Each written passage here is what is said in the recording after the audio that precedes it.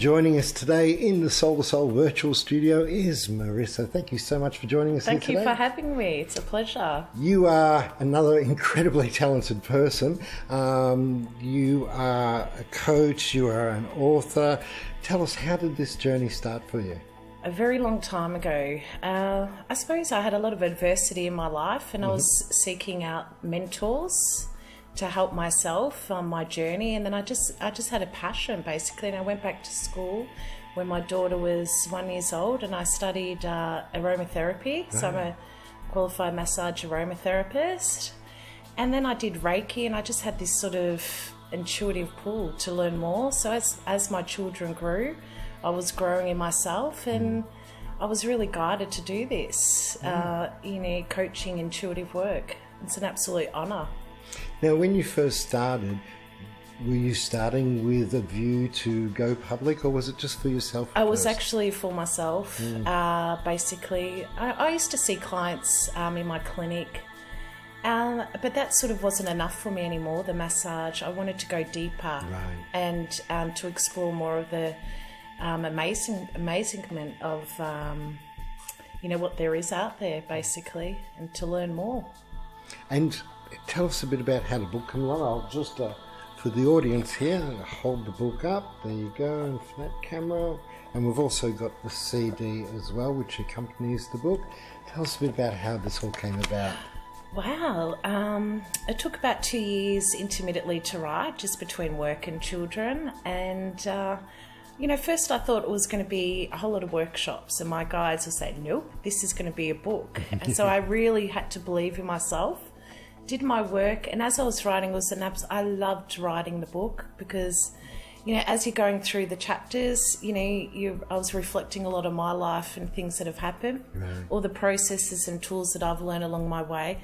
I actually are in the book, basically. So it's really a personal journey. It is a little bit of a personal journey, but it's also processes that I use on my clients, and when I go guest speaking as well. So we'll share those with people. And the CD is actually just, I love teaching meditation. I think it's a beautiful tool for everyone to use. So I actually went in the studio, and they're chosen chapters out of my book to help people. Oh, fantastic. I actually must confess I haven't heard that yet, but I am very definitely looking forward to hearing this later on. It's your copy. Oh, thank you very much. Now, it's known as a spiritual toolbox. Yes. Not only have you shared your experiences, but you've shared your knowledge as well. Absolutely. It's put together in a way that people can easily pick up and just flick through and learn. That's actually a lot of testimonials that are coming through. Is that it is the most easiest book to read. It's all set out, and you don't have to read from chapter 1 to right through to chapter 10. You can just flip through anytime, whatever you're feeling. If you want to learn more about manifesting, I've left spaces and tools for you to work on yourself in the book as well, which I find, really important, that people have the skills, their little toolbox, and they can pick out whatever tool they need at any particular time. So, out of all the chapters in the book, which one's your favourite? I knew you were going to ask this. I actually love the embracing your intuition, because it's a bit of a personal journey. Since I was 4, I could start seeing, and I started to awaken, and that's one of my favourite courses to teach. Teaching people how to embrace their intuition, but also how to apply it and teach them how to do it with their clients as well. Right. Yeah. So you're teaching people how to be able to do it not only on a personal level but professional Absolutely. level as well. So I start off the course with embracing it. So people use it for business, basically, or they can use it in their personal life, how to make decisions quickly. Very easy techniques, how to get them started in their life and their journey, basically. And everyone's intuitive. So that's, my thing. Everyone is intuitive, and how to really embrace it and trust is the key. So that's, it's one of my passions. And teaching people how to, professionally use it as well to be an intuitive healer. That sits well with a lot of my experience over the years too, that everyone is psychic, everyone is intuitive. Absolutely. Whether they know it or not. Whether they're aware of it or not, we all have a sixth sense. And that sixth sense, lays dormant basically. So that's why it's really important to really spend time meditating and to actually really go within and put that energy back into yourself. So, you're your inner wisdom. You've got all the answers. Yes. And that's why I say the inner eye, your third eye, always looks within. So it's a very empowering tool to have, I say. It's like when you learn to trust your intuition, you're really empowering yourself, basically, and then relying on people around you. Absolutely true. Yes. Now, the book came out in December, if I remember correctly, last year. How's it been received? How have people received it? Oh, it's been wonderful. I had a really big launch in February, and with clients and friends and family, and it was just, I think I was a little bit overwhelmed. Finally, my dreams come into fruition, so that was a really big tick. And a lot of the testimonials coming through I've already had one lady, she was 70 years old. She's a very, very psychic woman. She's read the book 3 times. She wants to come and meet me personally because I've actually in the book created a lot of shifts for her. So that's what I'm getting. As they're going through the chapters, a lot of shifts are getting created. But that was my intention in writing the book. Every time I wrote, I set up space, and I set that intention that anyone who read the book and worked on my book will be in their highest good, greatest growth and create their full potential. And so it is. And I always ask for my work to be confirmed. And I've got goosey now. It was always confirmed very, very amazingly through clients or people who come in contact with me.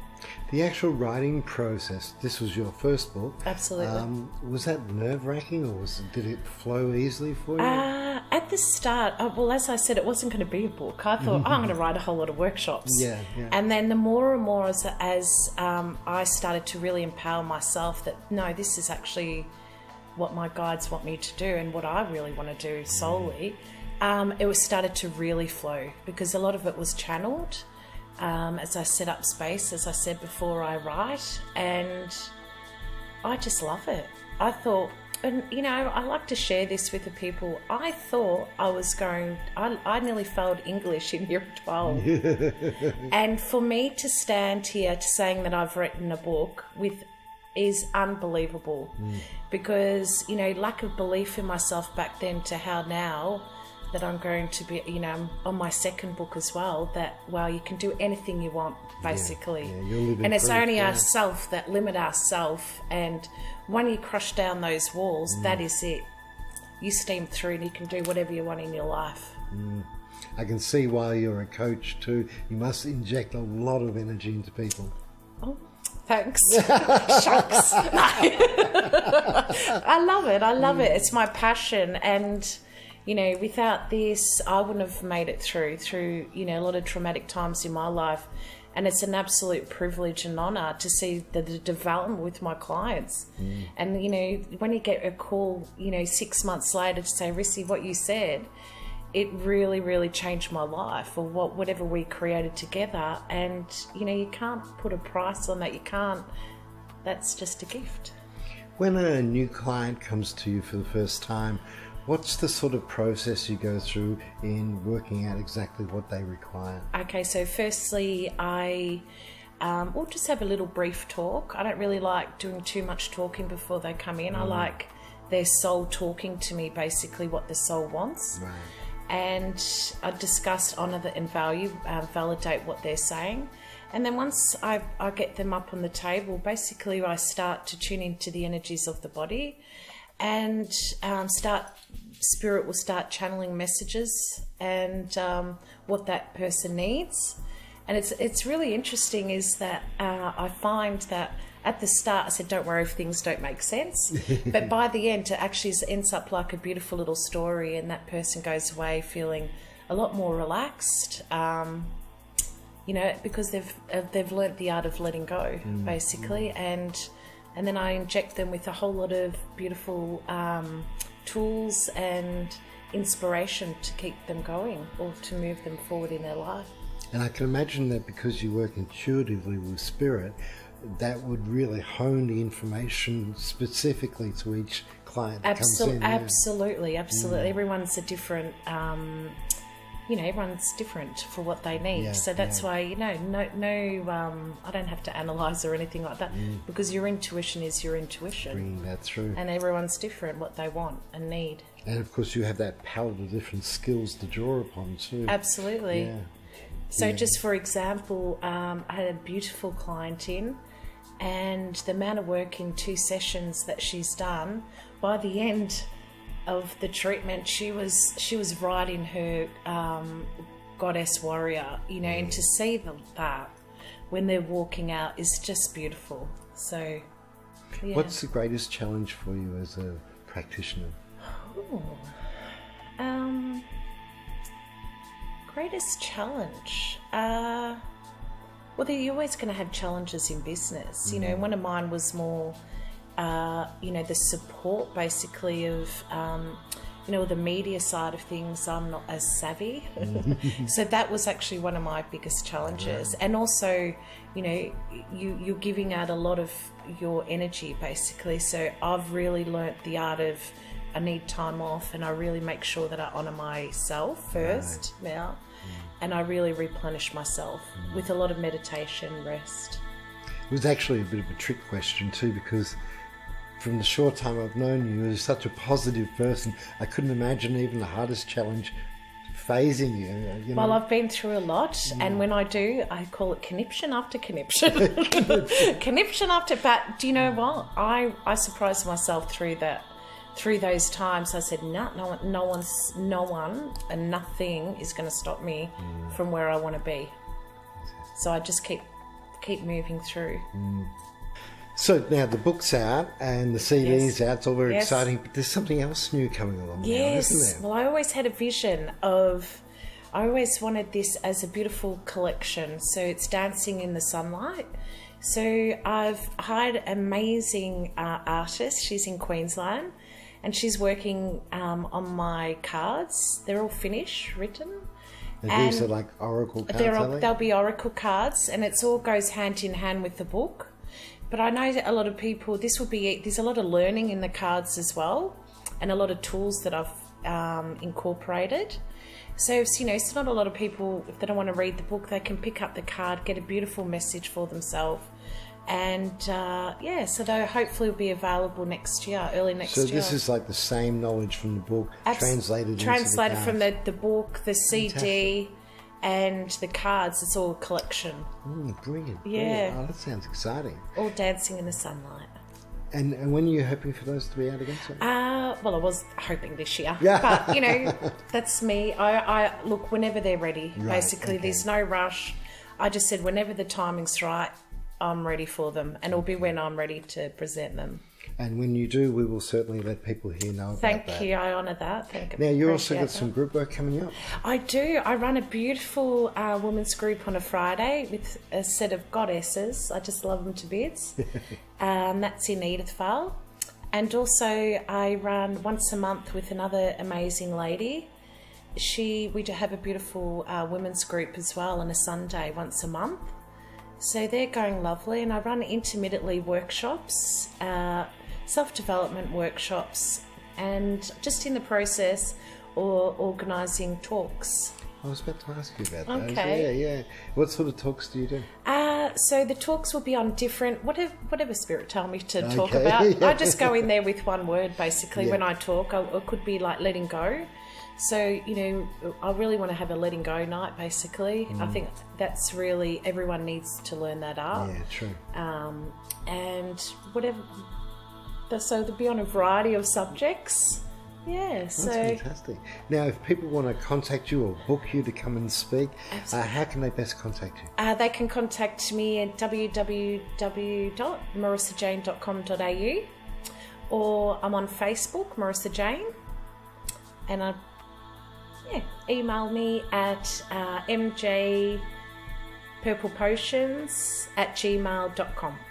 Yes, now that you just reminded me, I wanted to ask you about Purple Potions before you disappear. Oh, Purple Potions started 16 years ago when I just finished my course.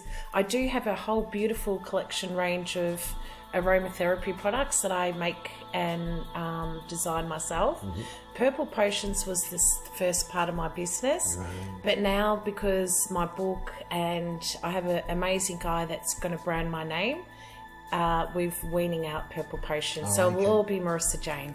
It's sad to see Purple Potions go. It will still be there in the sidelines. Will you still be making those available? Absolutely, absolutely. I've got amazing gift boxes. It's all aromatherapy, all natural. I've been using it. No, joking. I am 60, you know. I would never have guessed Joking, it. I'm not. Look, thank you so much for coming in today. It's been wonderful having you here. It's beautiful. And hopefully lots of people will contact you and buy the book. Excellent. Thank you so much. Thank you.